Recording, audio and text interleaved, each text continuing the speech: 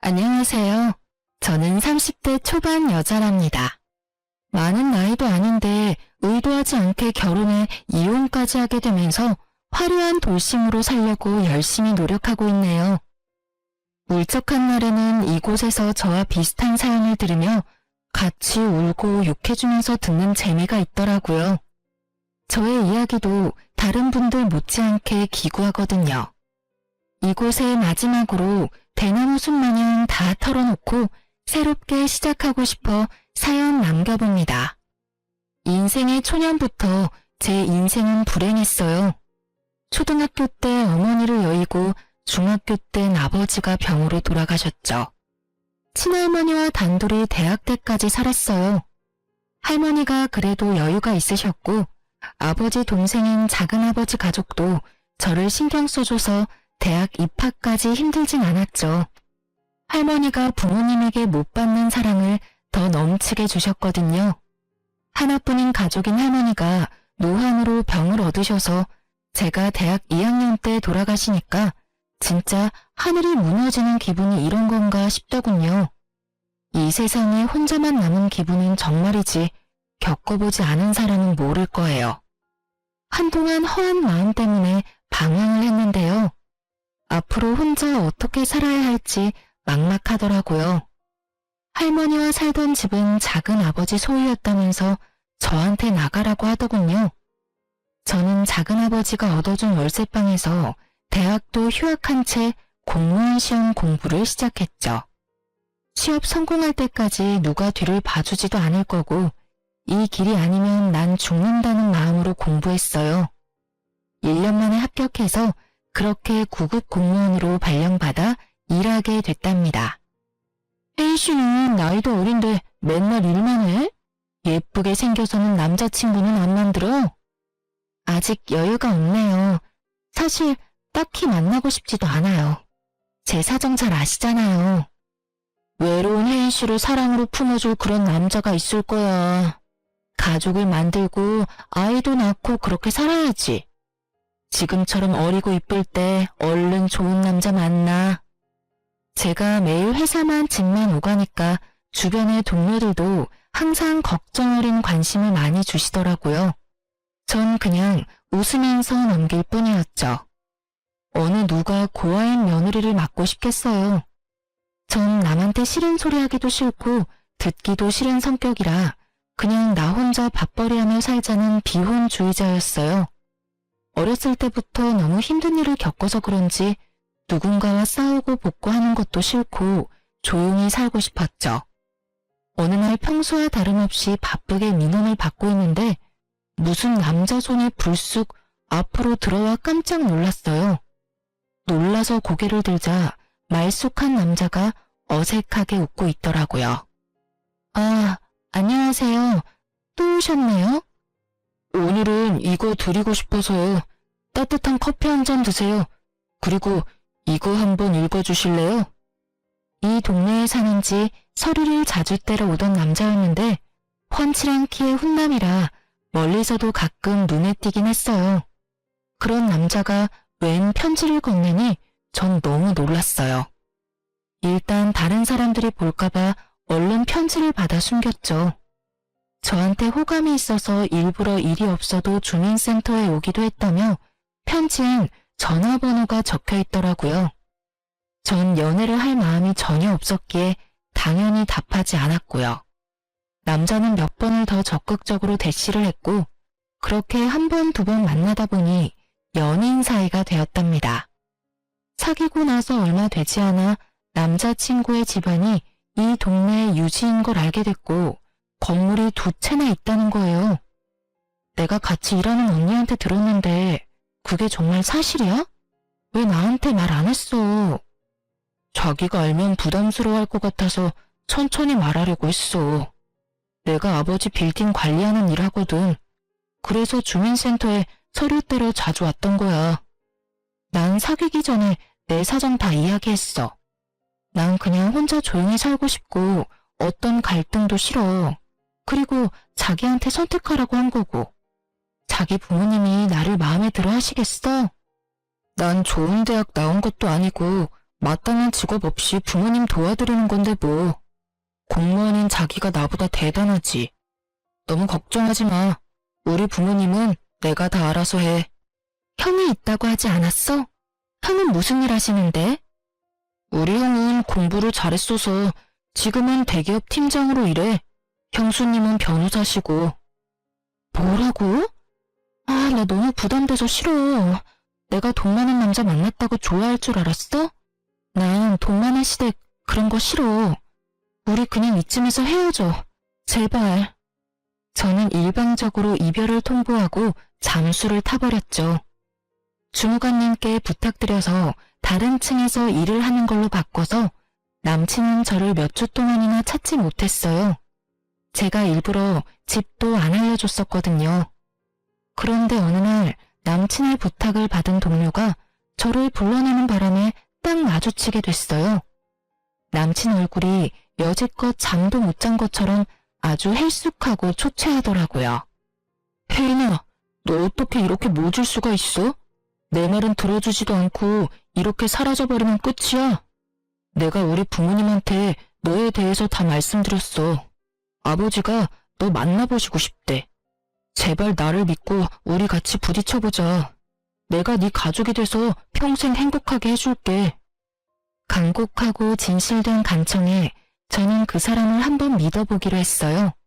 그렇게 남친 집으로 인사를 드리러 갔는데요. 제가 너무 걱정을 많이 한 것에 무색하게 예비 시부모님 모두 친절하게 대해주시더라고요. 내가 네 형편을 다 들었다. 나도 어려운 어린 시절 겪고 자수성가한 사람이다. 저 녀석은 애미가 너무 오냐오냐 키워서 우리 재산 관리하는 거나 하고 제대로 된 직업이 뭐 있겠냐. 너는 혼자 대학도 나오고 공무원도 된 게 아주 뚝심 있고 좋아 보인다. 우리 아들이랑 결혼하는 거 찬성하마. 형편 다 아는데 딱히 뭐 혼수를 말할 것도 없고 그냥 결혼식 다 나한테 맡기고 넌 이 집 들어와서 살아라. 집이 이렇게 넓은데 굳이 집 얻을 필요 있니? 안 그래?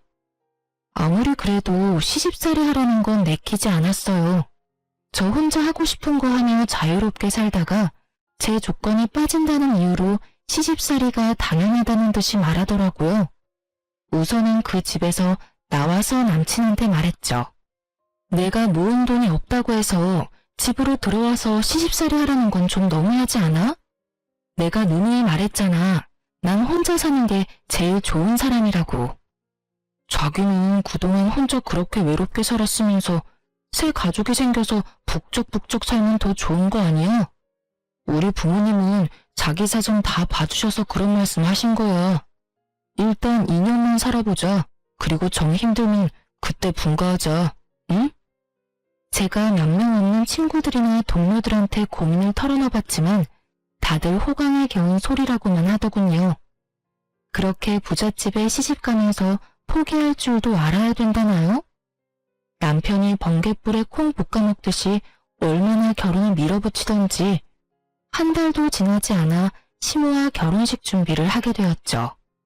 식장이며 드레스며 웨딩 촬영이며 모두 시모와 함께 갔고 시모가 원하는 걸로 골랐어요. 제 의견은 아주 칼같이 잘라버리더라고요. 민준이 형도 이 호텔에서 결혼식 했다.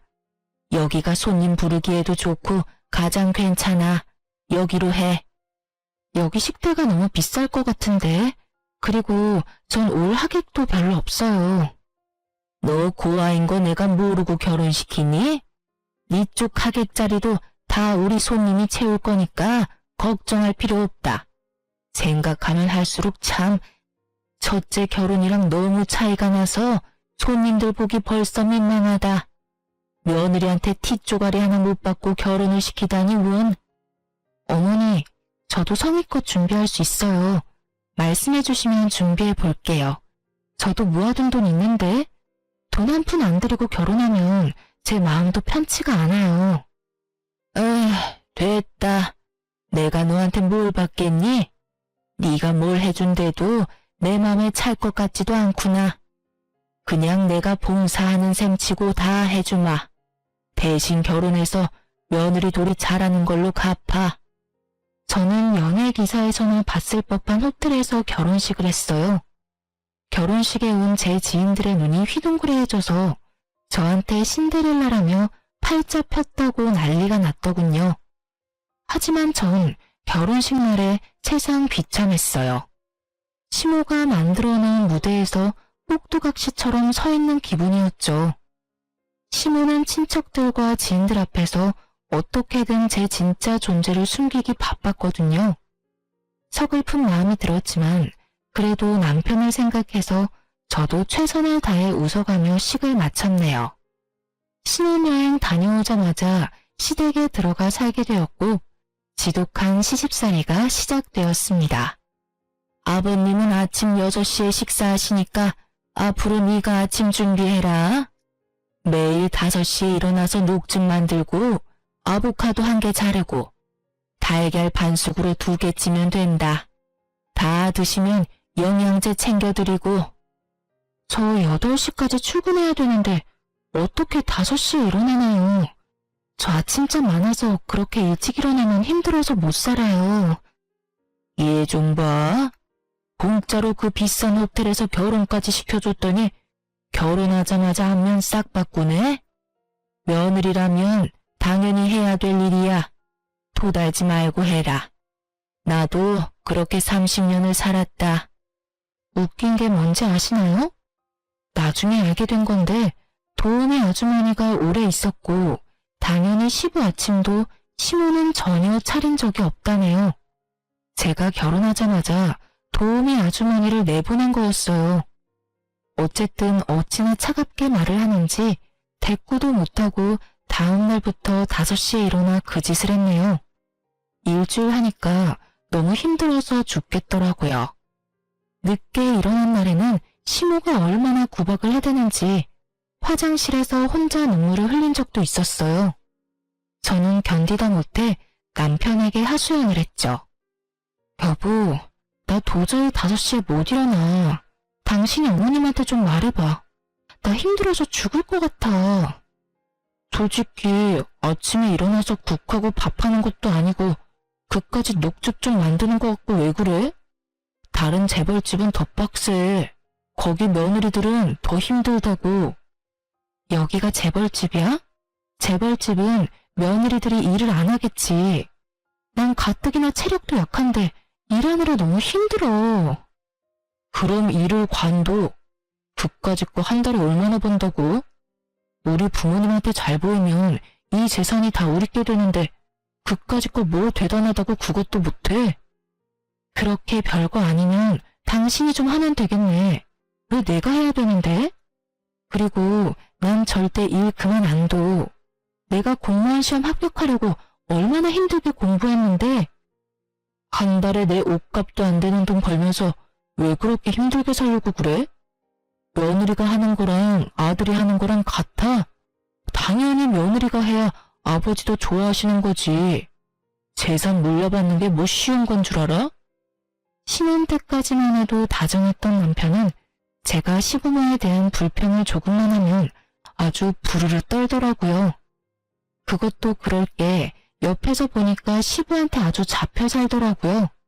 시키는 거 다 하고 대드는 것도 없이 항상 예스맨이었죠. 혹시나 자기 형한테 뺏길세라 그 잘난 빌딩 물려받으려고 성질 죽여가며 시부 비위를 맞추고 사는 거였어요.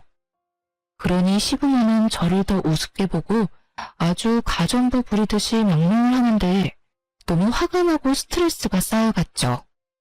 이번 주말엔 커튼 좀 다 뜯어서 갈아라. 넌 없이 사느라 몰랐겠지만 커튼도 계절마다 가는 거야. 저 일하느라 너무 힘들어서 주말엔 쉬고 싶어요. 제가 커튼 업체 불러서 해결할게요. 저한테 시키지 말아주세요. 얘 말하는 싸가지 좀 봐. 그 업체 부르면 그건 누구 돈인데? 있는 집 시집 왔다고 아주 돈을 물 쓰듯이 쓰네. 그깟 푼돈 벌면서 지금 누구 앞에서 돈 번다고 유세야? 너 그 그지 같은 동사무소 당장 관둬. 집에 들어앉아서 살림이나 똑바로 해. 제가 그냥 참고 넘어가는 날이 많으니 시모는 점점 도가 지나치기 시작하더군요. 어느 날은 시모가 제가 일하는 주민센터에 와서는 제 앞을 알짱거리며 궁시렁대기까지 했죠. 별로 하는 일도 없어 보이는구만. 맨날 뭐가 힘들다고 거짓말을 해대? 도대체 얌전한 얼굴에 뭔 가면을 쓰고 있는지 알 수가 있어야지. 어머니, 지금 제가 일하는데 와서 뭐 하시는 거예요? 빨리 돌아가 주세요.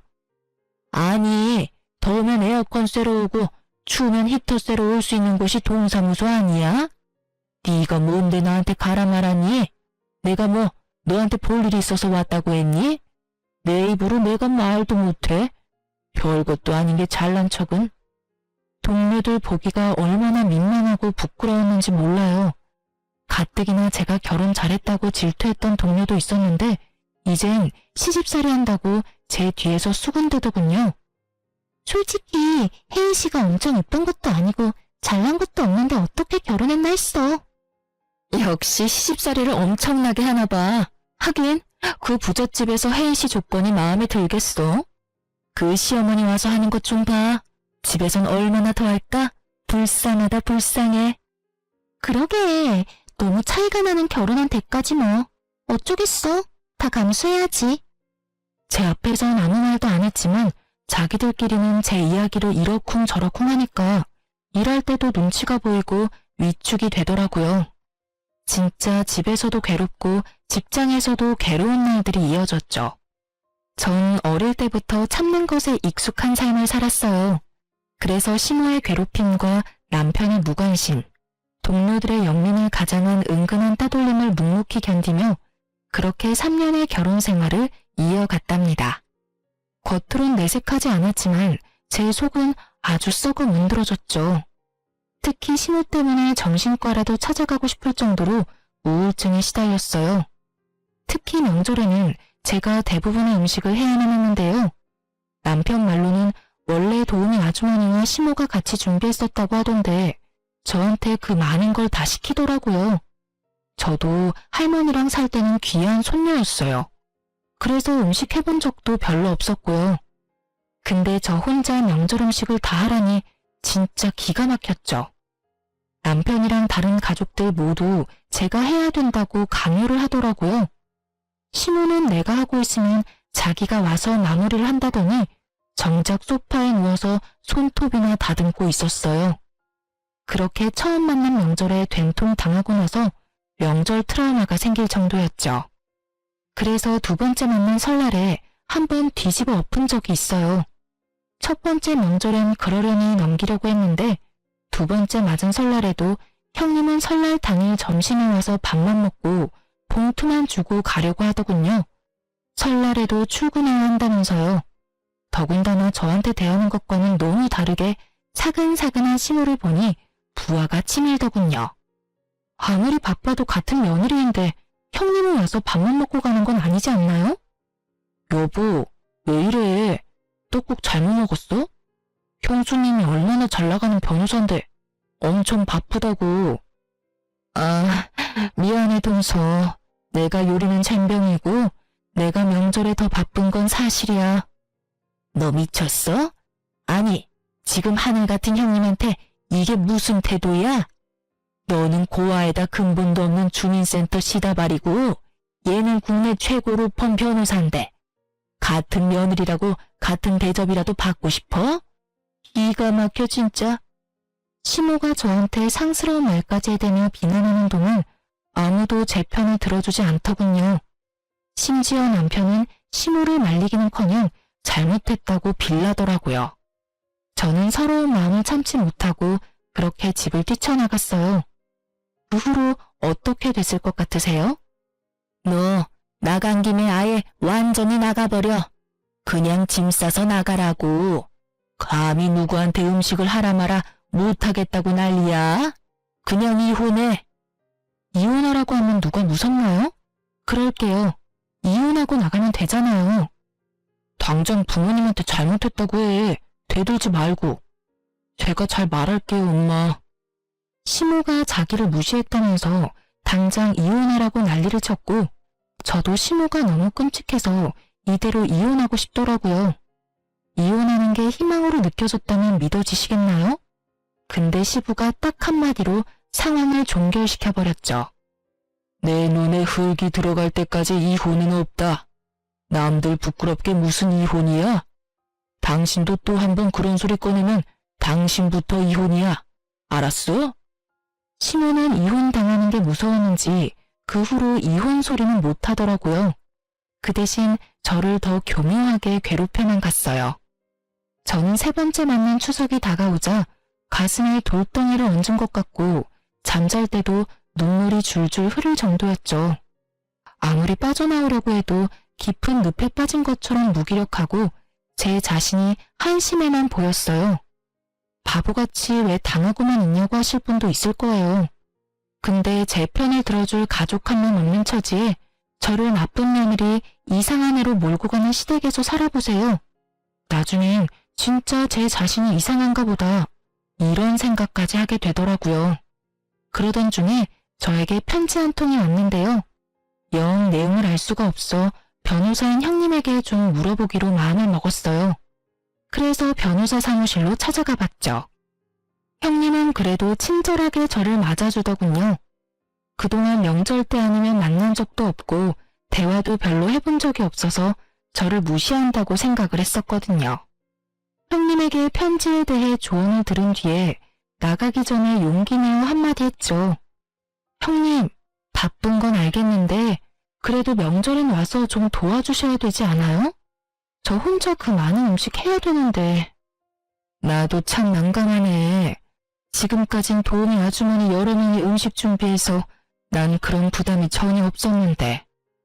나도 동서 혼자 땀 뻘뻘 흘리며 하는 거 보면 당연히 마음 편치가 않아. 어머니가 왜 갑자기 그러시는지. 제가 마음에 안 들어서 그러는 거죠. 저 골탕 먹이려고요. 제가 언제까지 버틸 수 있으려나 싶네요.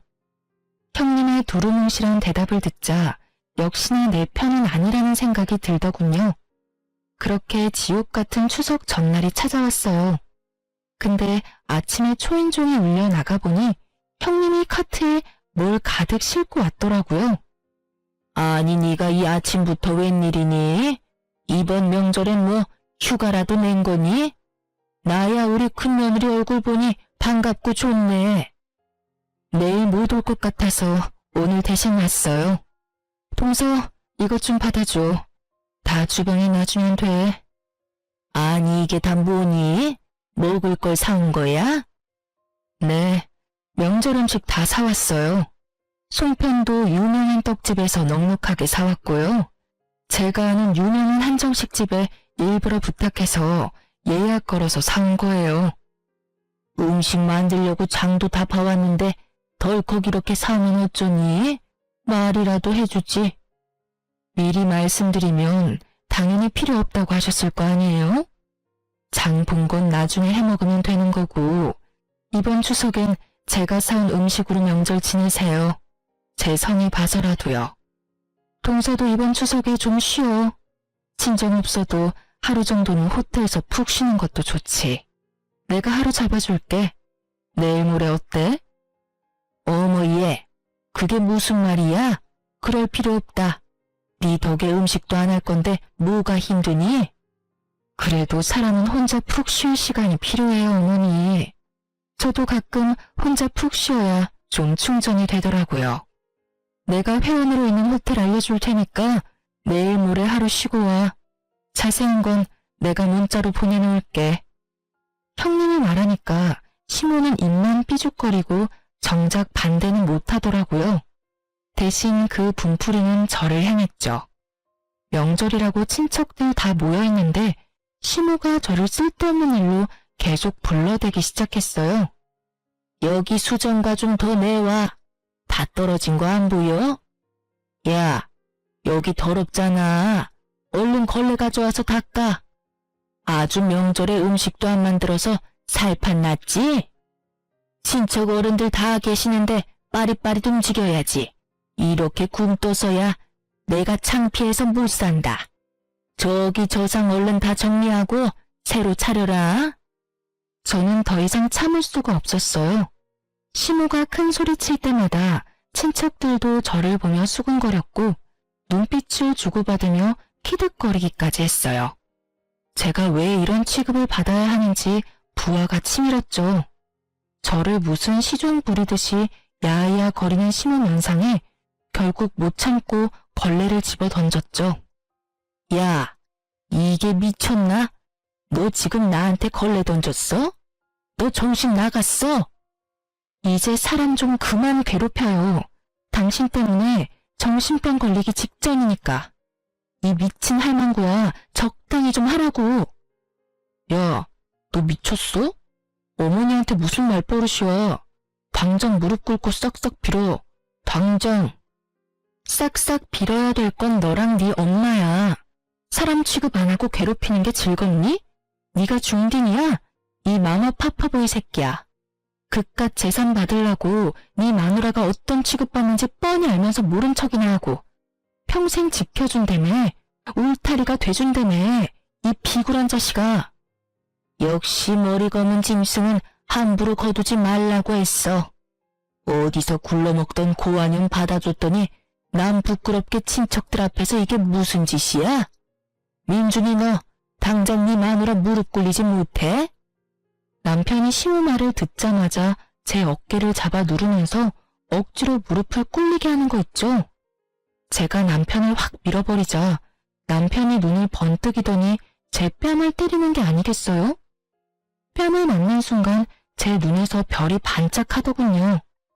저도 질세라 남편 뺨을 갈겨버리고 머리통도 마구 때려버렸어요. 야, 나 더 이상은 너랑 못 살아. 부모한테 한 푼이라도 더 받으려고 빌빌대는 이 한심하고 찌질한 놈아. 야, 너 미쳤어? 이 거지 같은 게 지금 누굴 때려? 이쁘다 이쁘다 해주니까 간이 배 밖으로 나왔냐? 그래서 내가 집안 보고 결혼해야 된다고 했지. 보고 배운 게 없으니 이렇게 상스럽게 굴지. 너 당장 얘랑 갈라서라. 애 없을 때 버려버리라고. 사람들 앞에서 며느리한테 야야거리는 게 더 저지르고 상스러운 거야, 이 아줌마야. 갈라서라고? 웃기고 있네. 내가 네 그지 같은 아들 버리는 거야. 알았어? 저는 그 길로 그 지옥 같은 집구석을 나왔어요. 사실 그 전에 제 명의로 아파트를 미리 구해놨었죠. 혼자만의 공간에 있으니 그제야 숨통이 트이고 진짜 살 것 같더군요. 저는 미리 상담했던 변호사와 바로 소송을 시작했어요. 소장을 받은 남편이 전화를 했더군요. 어쨌든 정리는 해야 했기에 카페에서 만났죠. 남편이 저를 보며 한심하다는 듯이 혀를 차는 게 기가 막혔어요. 지 부모 없으면 백수 주제에 뭐가 잘났다고 저러는지 말이죠. 이혼 소송은 아무나 하는 줄 알아? 그거 하면 돈이 얼마나 들어가고 시간이 들어가는데 네 쥐똥 같은 월급으로 감당할 수 있겠어? 너랑 네 엄마 엿먹일 돈은 충분히 있으니까 걱정 끄셔. 내가 그동안 살았던 정도 있고 하니까 합의금 명목으로 돈 좀 줄게. 소송 취하하고 그냥 합의 이혼이나 해. 대신 우리 집에서 있었던 일은 발설하지 않는다는 각서 하나 써. 아, 진심으로 웃겼다. 야, 니네 집이 뭔 삼성, 현대, 재벌집이야? 다 아침 드라마 많이 본 네 엄마 머리에서 나온 거겠지. 그래서 각서 써주는 조건으로 얼마 줄 건데? 5천 줄게. 우리가 4년밖에 안 살았는데 그 정도면 많이 주는 거야. 고작 5천 갖고 재벌 코스프레를 하시겠다? 그딴 조건 내걸려면 10억은 가져와야지. 소송 이기면 그거보다 많이 받겠다. 좋은 변호사나 구해. 우리 형수님이 로펌 최고 변호사인데 너 감당할 수 있겠어? 길고 짧은 건 대봐야 아는 거고. 앞으로 변호사 통해서만 연락할 거니까 함부로 나한테 전화하지 마. 약 5개월의 이혼 소송이 이어졌어요.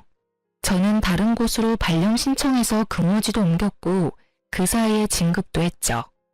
이혼 소송이 괴로울 줄 알았는데 전혀 아니었어요. 그 집구석에서 스트레스 받고 우울증 걸리는 것보다 혼자 일하며 혼자 꾸려나가는 삶이 정말 만족스러웠죠. 소송 비용도 전혀 부담되지 않았어요. 그만한 비결이 있었거든요. 어느 날 형님한테 전화가 와서 반갑게 받았죠. 동서, 아니, 혜인아, 잘 지내고 있지? 오늘 확정 판결 난 거 들었어. 우리 박 변호사 일 잘하지? 승소한 거 축하해. 다 형님, 아니, 언니 덕분이에요. 정말 감사해요. 언니가 제 인생의 은인이에요. 덕분에 재산 분할도 넉넉하게 받아서 1억 넘게 받을 것 같아요. 그 집구석 지금 그 돈 마련하느라 쩔쩔 말 거야. 아마 그 돈 없을 거거든. 나도 한 달 전에 이미 이혼 소송 들어갔어. 결국 아주버님 사고 친 거예요? 그 인간 때문에 결국 건물 하나 경매로 넘어갔어. 그래서 그거 보고 바로 나도 소송 시작했지. 그 인간 안 보고 사니까 진짜 살 것 같아. 사실 전 형님의 도움을 참 많이 받았어요. 결혼하고 3년까지만 해도 형님과 제대로 대화도 못 해봤는데요. 제가 형님의 사무실로 찾아간 날부터 우리의 인연이 제대로 시작되었답니다. 제게 날라온 편지가 다름 아닌 소장이었고 용어가 너무 어려워 어렵사리 형님에게 물어봤답니다. 차가워 보였던 형님은 생각보다 다정하고 바른 사람이었어요. 돌아가신 할아버지 앞으로 토지가 있으시네.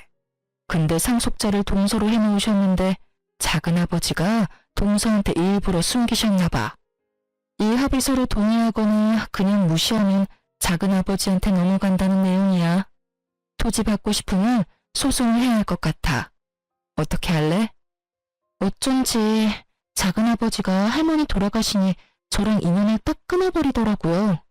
평소 같았다면 그냥 당하고만 살았겠죠. 형님이 저 좀 도와주세요. 소송 어떻게 하면 될까요? 그렇게 소송이 진행됐고 제가 승소해서 자그마치 10억 상당의 토지를 상속받을 수 있었어요. 작은아버지가 저한테 찾아와 협박도 하고 회유도 하면서 소송을 막으려고 별짓을 다 하더군요. 시집도 모자라 제 가족하고도 싸워야 한다니 진짜 너무 힘든 시기였어요. 하지만 형님이 작은아버지를 직접 만나 다신 저한테 연락 못하도록 해결해줬고 제가 무너지지 않도록 많은 도움을 줬답니다. 재테크에 밝은 형님 덕분에 절반은 팔아서 제 명의의 아파트를 샀고 절반은 묻어두었죠. 처음으로 제 집을 마련한 날, 형님을 초대해서 둘이 와인 한잔하며 속 깊은 얘기를 나눴어요. 동서, 이젠 그만 당하고 살고 도련님이랑 이혼해. 이제 집도 있겠다, 돈도 있겠다, 연금 나오는 직장 있겠다. 그런 팔푼이랑 살면서 왜 어머니한테 당하고만 살아? 저도 진짜 지긋지긋해요. 정말 이혼하고 싶어요. 근데 어릴 때부터 혼자 살아서 또 혼자가 된다는 게 두려운가 봐요. 제가 바보죠 뭐. 나도 이제 이혼할 거야. 그 인간 시부모가 하도 오냐오냐 키워서 인성 개판인데 주식 중독으로 돈도 엄청 말아먹었어. 내가 진짜 남 부끄러워서 말도 못하고 냉가슴 앓으면서 살았는데 이번에 집 담보 잡으려던 거 미리 알게 돼서 나도 간신히 막았어. 허우대만 멀쩡하면 뭐해? 속은 완전히 썩은 인간이야. 형님은 워낙 똑부러져서 겉으로 보기엔 진짜 완벽한 사람 같았는데 혼자 소갈이 하느라 힘드셨겠어. 아니야. 완벽하긴. 나한텐 과찬이지. 하여튼 그 인간 결국 시부모 몰래 건물 하나 저당 잡혀서 돈 끌었었어. 진짜 그거 보니까 제정신으로 사는 것 같진 않더라고. 중독이구나 싶어서 얼른 갈라져야겠다고 마음먹었지. 그 시한폭탄 같은 인간이 죽지 않는 한 시댁은 폭삭 망할 거야. 언제가 될진 모르지만. 아무튼 동서도 그만 구박받고 재산 분할 받을 수 있을 때 얼른 갈라서 내가 특별히 신경 써서 도와줄 테니까. 동서는 마음 단단히 먹고 저는 그 후부터 형님의 도움으로 이혼 소송에 이길 수 있는 증거를 차곡차곡 모아두기 시작했어요. 신호가 폭언할 때마다 일기를 써서 남겨뒀고 동영상도 많이 찍어뒀죠. 그리고 명절 때 난리가 났을 땐 형님이 저 대신 몰래 동영상을 다 촬영해줬답니다. 형님과 친분이 있는 변호사와 그렇게 소송을 진행했고 당연히 제가 승소하게 된 거죠. 형님 역시 몇 달 후 당연히 승소했고 거액의 위자료와 재산 분할을 받아냈다고 하더라고요. 거기다 시부도 건설업을 무리하게 시작해보려다가 빚을 엄청 지고 있던 상태였는데 결국 갚지 못해서 갖고 있던 건물 2채를 다 처분해서 빚잔치를 했다고 하더군요. 말 그대로 진짜 쪽박을 찬 거죠. 아주 꽃이다고 생각하고 있었는데 세상에 신우한테 전화가 온 거 있죠?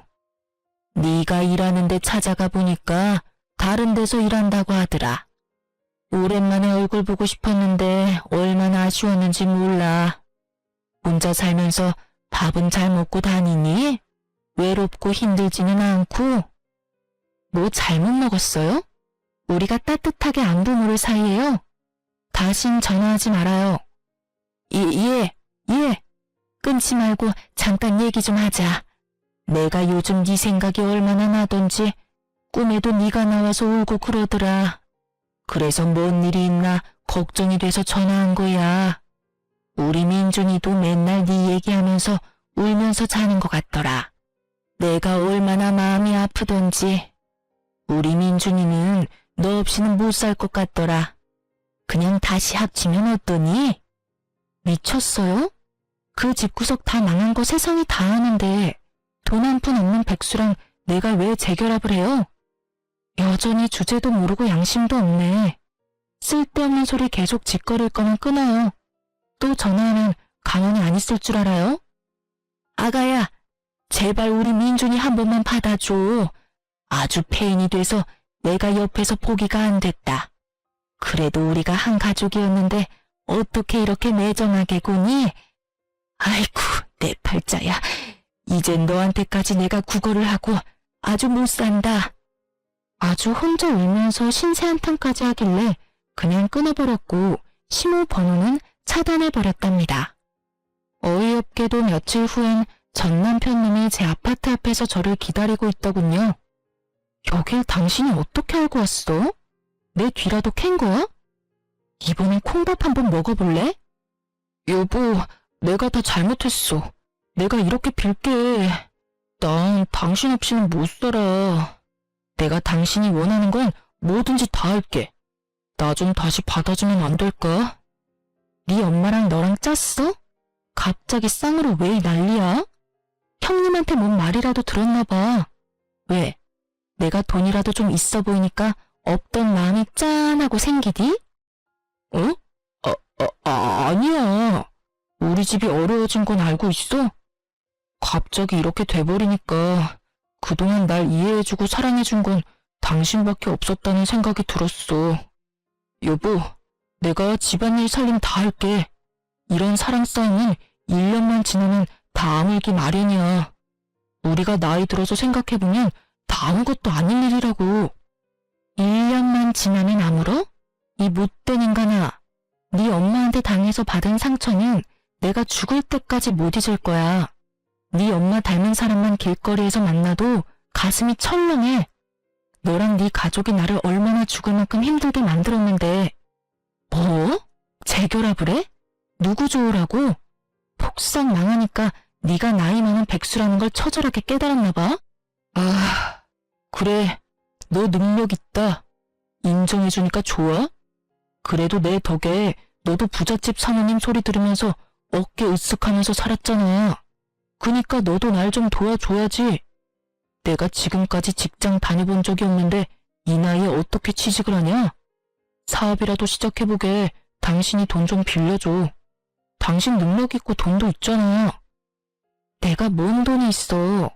나한테 항상 근본 없는 거지라고 하더니 왜 거지한테 돈을 빌려? 머리에 총 맞았어?